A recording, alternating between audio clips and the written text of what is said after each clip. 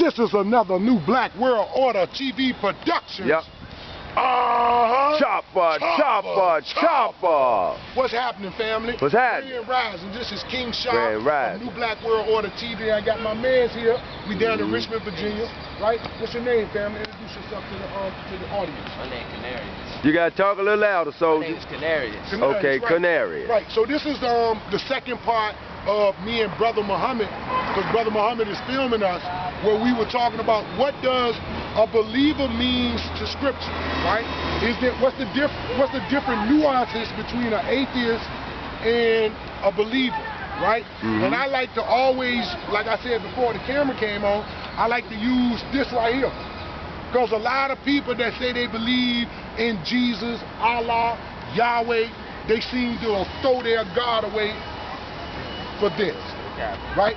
So I go into a room, and it's a group of believers, like it's a panoramic representation of people that say they believe in God, right? So I come in the room, I announce that I don't believe in their gods. I'm opposing them. I'm asking them to produce their God, right? So I take a $100 bill and I throw it on the floor, and I walk out that room. I wait about 10 minutes. I walk back. I get a $100 bill enough time to simmer on there, right? Then I come back. Right?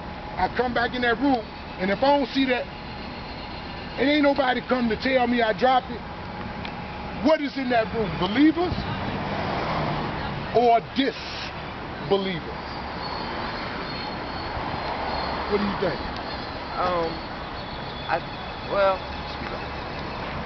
It's a lot of people who, ascribe to faiths or whatever. Right. It's all about practice. Right. Or, ethics. Right. Like you said earlier. It's an ethics thing. Whether you are atheist or you believe in a deity. Right. At the end of the day, your character is what defines the godliness. Right. So, but to me, then let's take it like this. Let's say that you hold an idea about your God. Yeah. So if you hold those ideas and qualities of your God, then you should represent those qualities. You should. That's what I think. Yeah.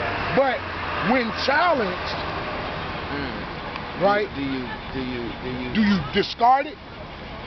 And if you are constantly discarding your position for person, places, and things. Yeah, you're definitely a disbeliever. You don't believe in anything. You don't believe at all. Yeah. Right? Yeah. But it's convenient to use the mask of belief. Yeah, right? To get you through your day. To get you through your day, get you through your life, get you through that job, get you through that house or whatever. Because if once you say I don't believe, all of the hypocrites hiding behind the mask is going to attack you. Yeah. Not because you don't believe, but because they don't believe either. But you got enough courage to say I don't believe. Yeah. Now, does the Bible or Quran or beliefs actually acts, right? Believers to feed the hungry people. Yeah. Do some atheists do this? Yeah. Do some atheists do this? Yeah. Right? So if some atheists do that, what's the difference between them and a believer? In action. In action, nothing. Nothing. Right. Now, if an atheist, right, if an atheist say to a religious believer, right, something that they feel is offensive to their belief system, why is it that believers want to murder that person?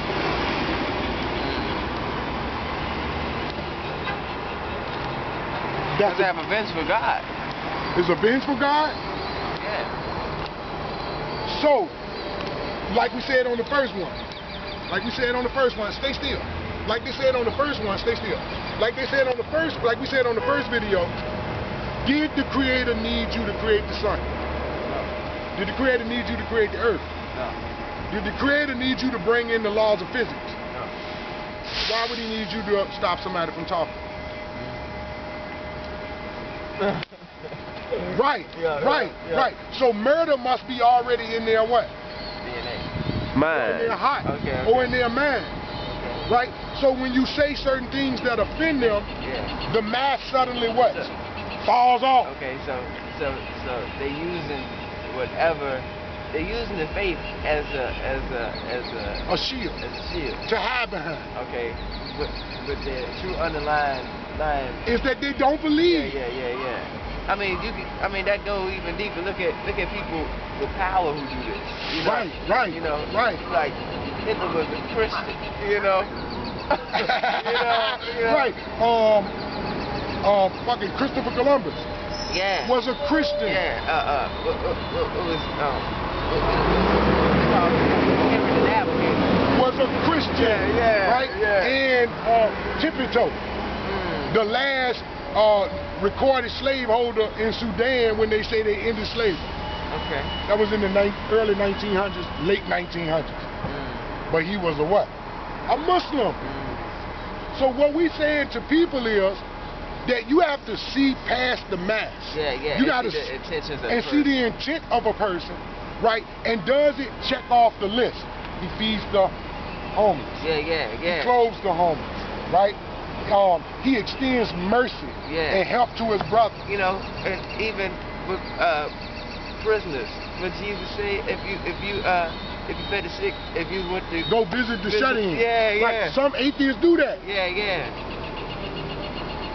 So, what is a believer? Should it be judged on a verbal proclamation? You know, what's funny? I sat one day with a Christian brother.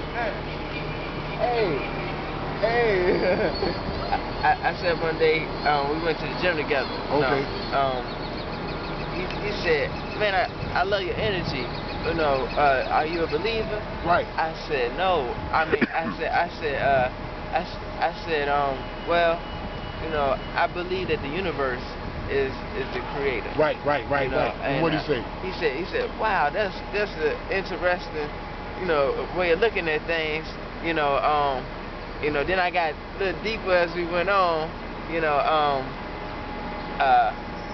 so basically, when we boiled down everything, he said, there's really nothing different than what you believe in, what I believe in. Yeah. Right, but somebody came along because evidently the universe was here before anything. Right, and man's observation of the universe was here before anything. Right, so an atheist or a scientist is basically, or an early primitive man is basically going by his observation of his surroundings. And it's going to be godly to him because it's so much greater than him. Right, but at the same time, you give it divine, you know, respect to what created you. Okay, so now the word divine, the word sacred, separate. They come way after man's observation. So why I say does atheism, or what the modern term atheism tries to describe, is probably the early mindset of man. Just like when we come out of our mother's womb, we do not come out of our mother's womb with a Bible attached to us, with a Quran attached to us, with the Vedas attached to us, with none of those things are attached to us. So such it was with early man. Then from his observation, he began to draw what? Speculative conclusions. While he began to do a one-on-one, day by day, right, conclusion drawing, then find out that some of his conclusions were what? Wrong. And willing to give up the old things to move on to the next. See, that's what people don't realize about African spiritual sciences, is they don't just stay the same and stay stagnant, because if you stay stagnant, you'll be doing the practices that harm you. Right. And here's an example. In nursing, we used to put things in people's mouths that had seizures, like spoons or whatever like that. But what we found out is that the person injured their tongue, right? So we stopped doing that. Such it is with early man's observation that we now call what? Science. right? So the same thing with the hospital, right? If the hypermic maneuver comes out to be ineffective to a new concept that comes along, we'll move with that.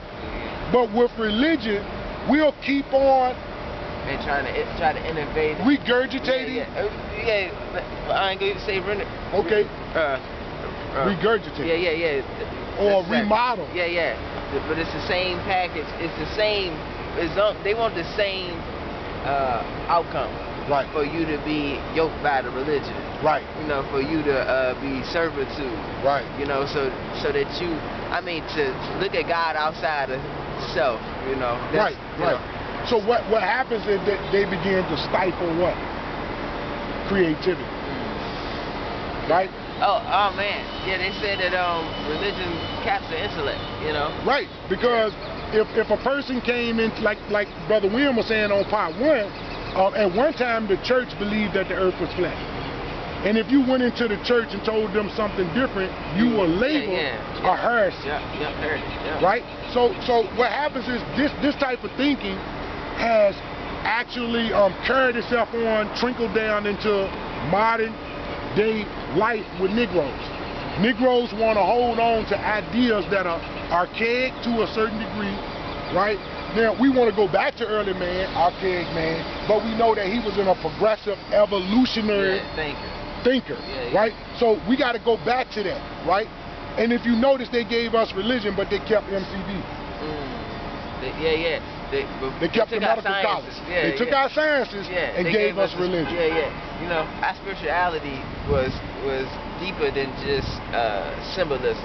They said, you know, the ancient Egyptians say, man must know the meaning of symbolism, otherwise he will fall into idolatry. Facts. You know? Facts. Right, facts. So, what do you think? What do you think is the best move for blacks to go in the future as it relates to the new Wakanda movie, where they were shown science, technology, and mathematics? See, that's okay. Go in on that for us. No, I'm not gonna lie, I haven't seen the movie. But you know what science, technology, and math would do. I know that would change the way that we live. Okay. You know, without understanding of, you know, it's to the point where anything scientific we run away from, you know. And I think a lot has to do with us not wanting to believe in evolution. Right. You know the evolving of things. Yeah. Right. Because, you know, things evolve. The universe evolved to this day. You know, you know, we're evolving. Maybe we're stunted in our evolution by our surroundings. You know, because a man can't, you know, have philosophy without peace. You know. True. True. Now, some philosophies are born out of misery. Yeah, necessity. Which brought them to a state of what? Peace.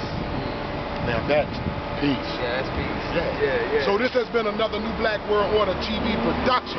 Now on part 3, me and Brother William Muhammad, we gonna go toe to toe on does God exist or does God not exist? Right. And do we need God or we don't need God to move forward? Right. On part 3, we gonna go in, right? He gonna dig in on this side, I'm gonna dig in on this side. We're gonna clash them two ideas together, and we're gonna show y'all how to have a diatribe without the disrespect. God versus atheist. So you won't notice, Brother William, we gonna go in. That's right. And that's right. I'm not playing with that idea that God exists. Come on. All right. So you gonna have to go study, come in. Come on. We gonna give y'all that entertainment along with that education, because y'all like entertainment. That's right. Don't you say nothing about my mama. They like when I act stupid. So that was back to, you know, free speech, right? You got to get to the point where somebody can even say something about your what? Mama. Get out your feelings. Get out your feelings, Go right? ahead. If you come in front of the camera, right, and you say something and somebody question you on it, you can't really get in your way. That's feelings. Right. It's an opportunity to now what? Educate. That's right. That's right. So check out New Black World Order TV. Hit that subscribe button. Yes, I just met homie today. That's right. I just met homie today. He supported New Black World Order, and I appreciate that. Check that video out, and I'm pretty sure somebody gonna like what you said And if you want to always come back and give commentary, you got a spot. That's right. That's right. Hotel. That's Black right. Power. All right. Call. This has been another New Black World Order TV Productions. Chopper, chopper, chopper. Black Power. What's up, baby?